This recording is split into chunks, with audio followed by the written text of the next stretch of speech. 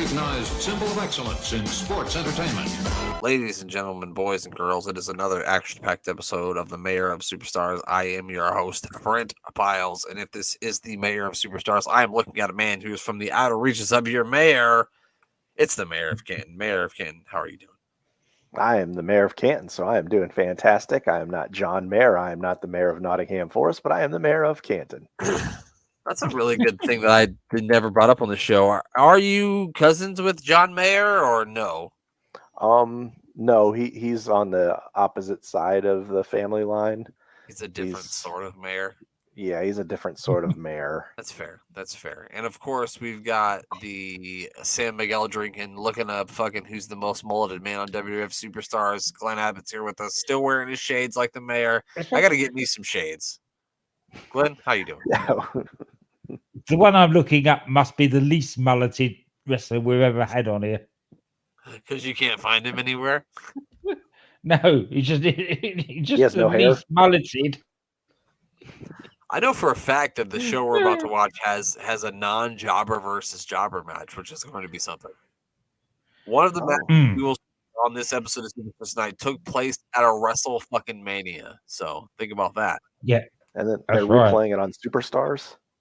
No, they're not replaying it on Superstars. It actually comes out at the WrestleMania after the Superstars. Oh, okay. I see what you're saying. Yeah.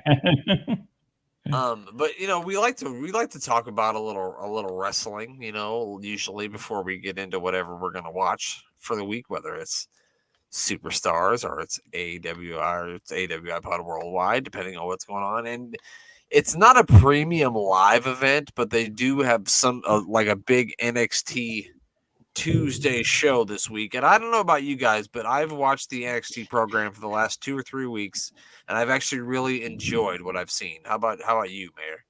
Oh man, I'm loving it. I've been saying for a while that I think they're the best produced, best paced wrestling show on television these days. I just love the pacing of the show. Like it's just one thing after another, and you don't really have long enough time on some of the things to let it bore you, because some things can drone on other shows when you have 3 hours to fill. So I'm loving the NXT show, especially the last couple weeks, and I'm thinking they're getting in their stride on the stories that they're telling, and they're doing a great job at telling several stories right now.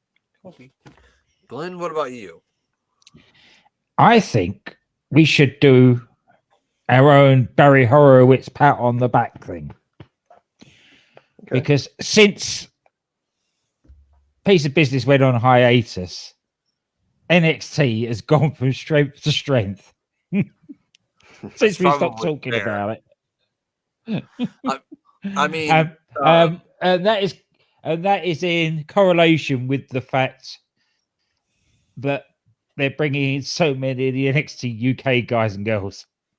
Yeah. I mean, the match levels has improved. Yeah, if you look at the show, I mean, the fingerprints of NXT UK are all over that thing, and I do think that it's helped. Yeah. In fairness, I really there was probably a 6-week period when we stopped doing Piece of Business that I just didn't watch NXT. Like I just stopped watching it because it was such a chore to even sit through and watch it before that I was just like, no, I'm gonna just stop doing this. But then I said the last 2 or 3 weeks I have watched, and like there is maybe the 1 or 2 segments on the show that I kind of roll my eyes at, but they're way few and far between than what they were when they were still running with the NXT 2.0. I mean, the NXT 2.0, it seemed like every single segment was just so eye-rollingly silly that it was just hard to even try to watch the show. But it seems like they kind of, and even when there is a backstage segment, it's not over the top silly. So, but anyway, I thought since, they got this NXT thing, we might as well make some picks for the matches that are going to be on the show since, why not, right? Okay. Why? That's this coming Tuesday, correct? It is this Tuesday. NXT Roadblock is this Tuesday, which I assume means this is the roadblock between now and, the big show before WrestleMania. Roadblock used to be the pay-per-view just in between Survivor Series and WrestleMania, wasn't it? Oh, I remember them having a roadblock, and it was like, I remember because Triple H was the champion because he had won that Royal Rumble that made him the champion. Yeah, and it was like roadblock, and it was Triple H versus Dean Ambrose for the WWE Championship. I remember that taking place. I just remember the they sort of WCW had wrestler that, that said Roadblock, and he had the gimmick gear on that said Roadblock. I do remember Roadblock. If I think he was an ECW guy too, wasn't he? I'm not sure about that, but he was, yeah. I'm gonna look up a picture of this guy because I think we all. Oh my motherfucking lord! Now, I mean, once you see Roadblock, you can't unsee the Roadblock. You can't say, yeah, that's it. We're gonna see the Roadblock right here, right now. Hold the phone, pal. Sure, we're gonna bring up there's old Roadblock right there. And he's carrying a street Roadblock sign. He is carrying a Roadblock sign. That is a whole lot of man right there. Holy Lord. It's a whole lot of man. There is no access to that road. That road is blocked. That is well blocked. Impassable. Yeah, no, absolutely not. So there we go. Roadblock. That's probably where they got the inspiration for these pay-per-views or premium live events, or just regular ass NXT shows. Well, actually, I think the inspiration actually came from the fact that it was the pay-per-view in between the Royal Rumble, and WrestleMania. So it was the block in the road to WrestleMania. I see what I'm picking up what you're laying down there, pal. That's why they call it the roadblock, because it's the block in the road, right? I think they actually had a Roadblock pay-per-view here in Cleveland maybe like 5 years ago. Yeah. God damn it. Don't make me start looking this shit up because I'm not sure of this, but I think there was. Maybe it was Payback. I don't know. You're probably right. I can't find any more links to find any more Roadblock shows anyway, so I'm not going to dig that deep. Anyway, so they have Andre Chase is going to defend the honor of Chase U against Joe Gacy, who looked like, correct me if I'm wrong, but this Tuesday at NXT, it sounded like he wanted to sell grass to college kids, didn't it? He did. Yeah, so I kind of get that vibe from him anyway. Yeah. Right. I was wondering how much Joe Gacy sells quarters for. But anyway, that's neither here nor there. Mayor, we're going to let you pick first. Who do you think Andre Chase is going to be able to defend the honor of Chase U, or do you think it's going to be Joe Gacy? I think Joe Gacy is going to infiltrate some Division III college and spread an addicting drug across the campus and win the match. To say that Chase U is a Division III college I think is very nice of you to say that there. And in that, it'll also win the heart of a girl. I'm not sure she's old enough to be in college. Althea Hale. Oh yeah, Althea Hale. Yeah, I feel like Duke Hudson's going to be playing some of this. I mean, Duke Hudson's in cahoots with Joe Gacy. I just don't trust Duke Hudson in his stupid fucking face. That's all it is. Every time I see Duke Hudson, I know he's fucking up to something. And his name's Duke. Yeah, and his name is Duke. Exactly. Absolutely. So, he's already fucking hated in my book because his name's Duke. But I agree with the mayor. I don't see any chance of Andre Chase winning this. What do you think, Glenn? You gonna tell us that we're wrong? I'd love to, but he can't see it. The silence there was Glenn trying to work out a reason to try to tell us why we were wrong, but he's like, yeah, I got nothing. That's it. Nothing. It's got to be Joe Gacy.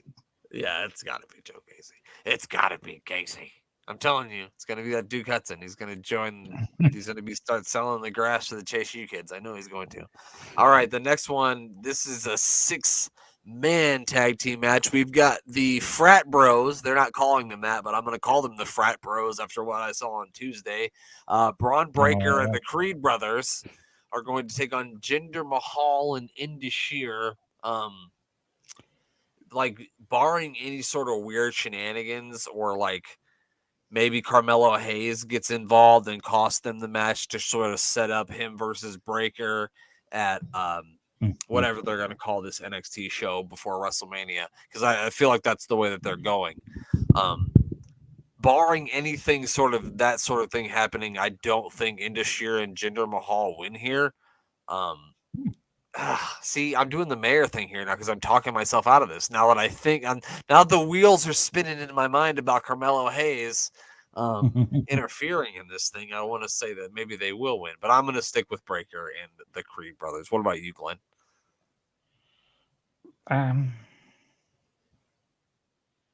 Now he's already fought Jinder and beaten him, hasn't he? He did, yeah. Mm-hmm. So Jinder won't be fighting him at the pre-WrestleMania. God, I hope not. So there's no reason to have the faces lose to Industry at all. You got to make Braun Breakker look strong, as this is the last sort of big hurrah before WrestleMania. So that's a good point. Mayor, what about you? I can't see Braun and the Creeds losing here. I don't see why they would. And none of it makes sense outside of the Carmelo Hayes coming down and interfering and causing them to lose. But then, like, do they even care that they lose? Like, they're literally losing not a tag shot, not a world title shot. I mean, there's no stakes on this. Right. So I don't even know if they care, like, if they had a loss here, because it's not going to affect any of them. No. Yeah, I still don't see it. The Creed bros are partying and chanting and doing beer chuggies or whatever those folk do. Butt chugs, I think is what they do. They do butt chugging. Okay. Whatever that may be. I just assume that's what weird frat guys do. Like, I work with a few college guys, and I was talking to one of the older guys, and I'm like, well, maybe they're just weird white kids. And he's like, what makes you think they're all white? And I said, well, they're in a fucking frat. I just assume that's just a bunch of white kids drinking and doing weird stuff to each other's penises. Isn't that what that is? Yeah. That's pretty much what it is. That's what I envision in my mind is a frat. Anyway, yeah, so we're all picking the Braun and the Creed brothers. But here we go. Here's the match that only the big boss man could be the fucking special guest referee for, because it's Dijak versus Tony D'Angelo in a jailhouse street fight. Glenn, how many jailhouse street fights you ever been in? I didn't even know any jailhouse that has a street in it, let alone a street fight. That's true. Most jailhouses do not have streets. No. They're not very effective. That's a big old prisoners in. Yeah, no, that would be very, no. Just get an Uber ride to come pick you up and leave. Right. Is it cars? It makes no sense. At what point does it stop being a jailhouse and start being an actual penitentiary? Yeah, I mean, you think it would just be a jailhouse fight. Like, what is the street being involved? Right. It doesn't. Unless things happening in Cobb County, Georgia, then I don't even know why we're fucking doing this. I think that the last actual street fight we saw was Adam Cole. Adam Cole and Velveteen Dream. Velveteen Dream, which was actually, that was in the parking lot. You could basically say that's the street. And I think that was the last time I actually saw a proper street fight. They've had all these others on the main roster and on NXT that they call street fights or call them other things. But all it basically is it's a no rules. It's basically no rules. No DQ, you can just they're not starting in the parking lot in the street. If we're considering a fight in the NXT parking lot as a street fight, then we see a street fight every fucking week on NXT. Somebody gets beat up in the parking lot. It's the most dangerous place in the building on the show. The world. I'll just go back to NXT for a moment. Tiffany Stratton deserves a big pat on the back for that last week. Yes. She's fantastic, and everything that they put her on, that camera loves her. People, don't you know that parking lot is dangerous? She said, "Newsflash, everybody, stay out of the NXT parking lot." Yeah. The Tiffany Epiphanies are great. Yeah, I was gonna say, I was like, wait a minute, I just had a Tiffany Epiphany. I literally stood up and applauded when she said that. I stood up and applauded. I didn't really, but I thought about it. I laughed so loud, so hard when she said, "Newsflash, stay out of the NXT parking lot." I laughed so hard. Who gets to pick first here? I think Glenn does. Glenn, who are you taking in this jailhouse street fight? Who is it again? Oh, it's a Dijak and Tony D'Angelo. Oh, Dijak. You taking Dijak? Yeah. You think he wins with the Jailhouse Rock? I do. I don't think, because I just say I think that Tony D'Angelo, all this Dom business is he's just become a glorified jobber now. It feels that way, yeah. It's become silly at this point. He's one of the sillier things that they have on the show. Yeah. Okay, Mayor of Canton, who are you taking in this Jailhouse street fight? It's got to be Dijak. Like, yeah, I just don't see why Tony D isn't being taken very seriously, like you guys saying. There, he's kind of becoming the comedic act, which, I mean, being as far stereotypical Italian male as you can, probably is presented as a comedic character to begin with. Mm-hmm. But Dijak just looks like he works in a jail. Like he's the guard that gets called down when like someone's being too unruly. Yes, Yeah. Like he's the enforcer in the jail. Oh, damn it. Here he comes. Here comes, Deputy Dijak, which just has a good name to it. They got somebody getting crazy. Don't make me get Deputy Dijak down here. They're like, all right, we'll be cool. We'll be cool. So Dijak looks like he knows his way around a street and the jailhouse. Yeah, so I'm going Dijak. Well, I can't disagree with you guys. Short of Tony D'Angelo getting, the guy that they threw in the river back and helping him win, which I don't know if he'll be covered in seaweed or not. Probably not. I do think Dijak wins here too. Was his name Two Stacks or something like that? Two Dimes. Who's Okay. Stacks is the one that's with him. Yeah, Stacks. I'm combining them. Yeah, Stacks is with me. Okay. All right, the next one, I know this one is going to be really hard for the mayor to decide. I don't know how he's going to pick between who is going to win this one. It's Gigi Dolan taking on JC Jane, and we're going to let the mayor go last because I know he really needs to think about this one. It's a hard choice.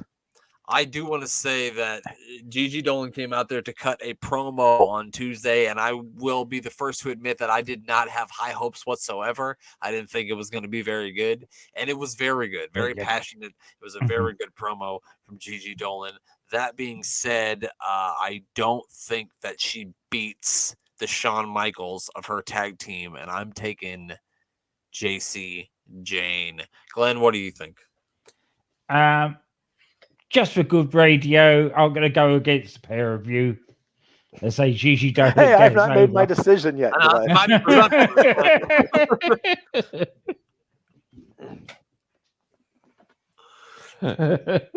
I think anybody that listens to this by now will know exactly which way you're going. Yeah. Mayor of Canton, go ahead and tell us how much you think Gigi Dolan's going to win. I'm all aboard the JC Jane train. So, yeah. She's a mega star. Just let her run with the ball. Let her go. We already saw who the Shawn Michaels of this bunch is and who, well, I don't want to compare someone to Marty Jannetty, but in the ring, he was a good fellow. He was.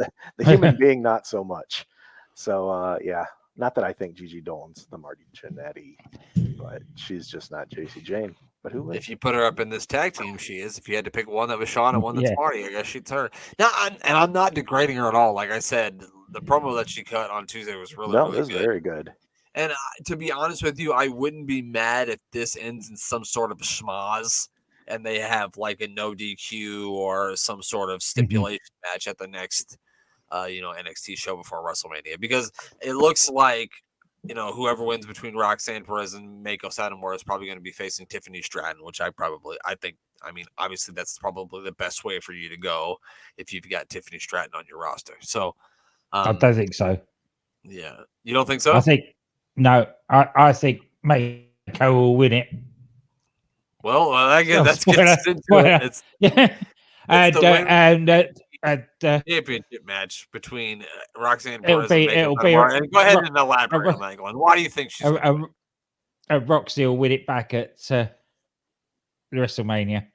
Just to give her the satisfaction.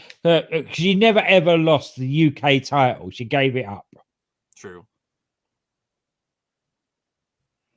And then they had that stupid match where they all fought for the one title.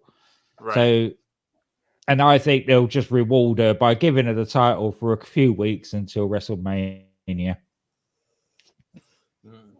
Mayor of Canton, what do you think here? Are there any stipulations on this match, like number of falls, anything, or is it just a straight up match? Straight up. No, it is just strictly Mako kicking her head off. And I don't know if you guys remember, but they had a match before earlier. I think it was last year. Mako and Roxanne Perez had a match just on a regular episode of NXT, and it was a really, really good match. And I don't expect this to be any different. No, they pair very well together, and I mean, it's going to be a great match one way or another. This is probably the hardest one I think to pick for the night. Yeah.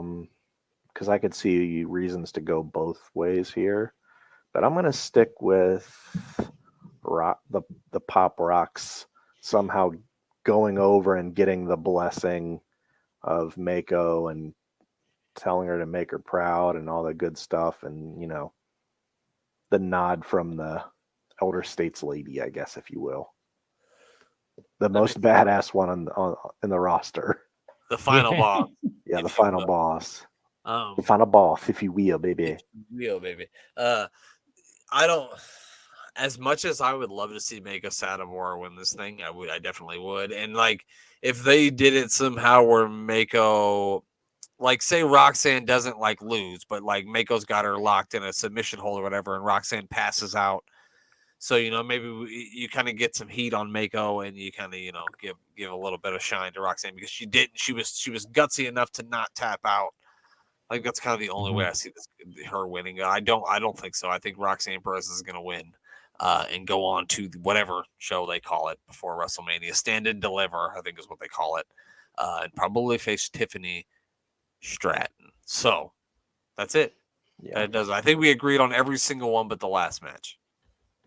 Yes. Well, Glenn picked Gigi Dolan just to throw her a mercy pick, I think. Okay. Yes.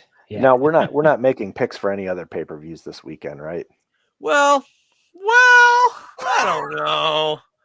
I have the card pulled up here, so I won't drag it on. I'll just make a random pick just based off names because I might not even know all these people. No, it's like me. I've got clues. Been fighting. I do know that there's an Iron Man match for the championship, and really that's the only match that I know of. Okay, I want you guys to guess how many matches do you think are on the card? Don't look it up. 15. 15.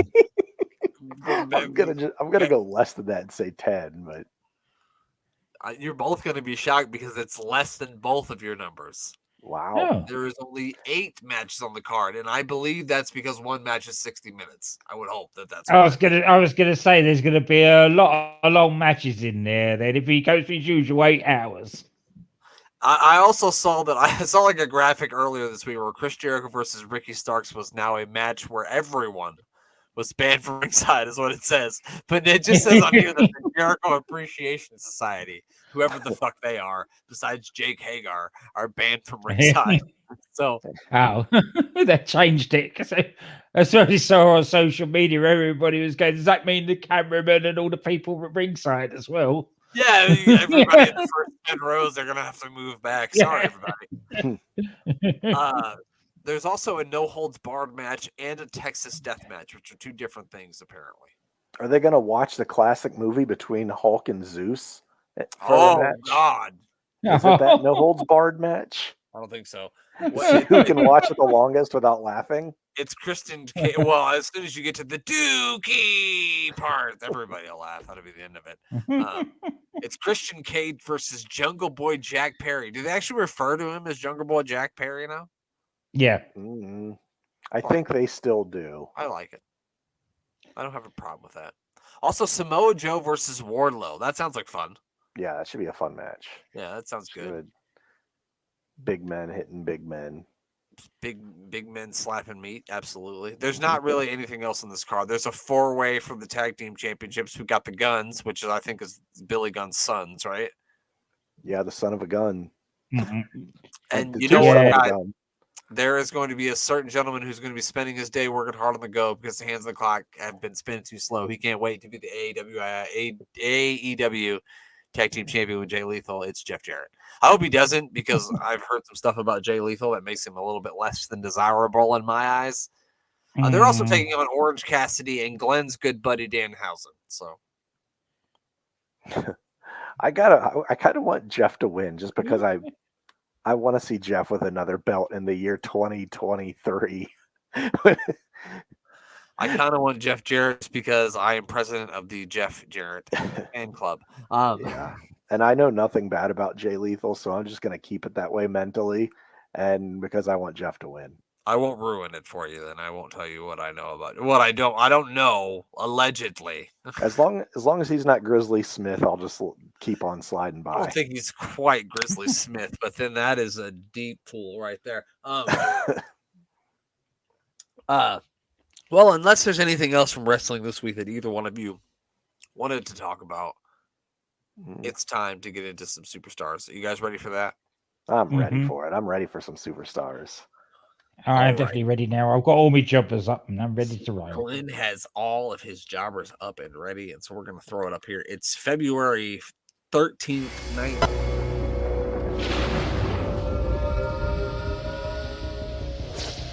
Cleveland, Ohio, are you ready to rock? We are here for the mullets. Some Joe Dirts out there, some Kentucky waterfalls.